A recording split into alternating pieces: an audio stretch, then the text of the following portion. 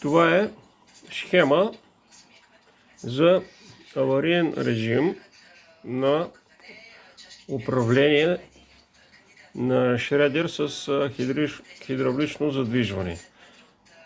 То се осъществява с 3 времери ленца, където първото осигурява стоп, време за спиране, и първото осигурява време и за работа за назад, след което второто време реле осигурява една междинна пауза и третото време реле осигурява стартиране за процеса напред. Така, тук има едно помощно реле, което разрешава работа, когато температурата е до нормалната граница, например 60 градуса. И когато евентуално тази температура се превиши, тогава контролера издава команда и помощното реле разпада захранването към цялата системка.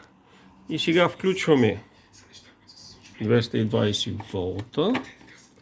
Контролерчето се самотества.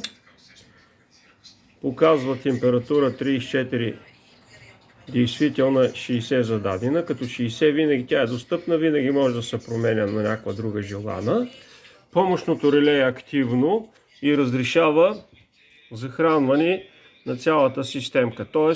таймерите са в режим на готовност. И това е едно нормално състояние на работа на шредера. Когато обаче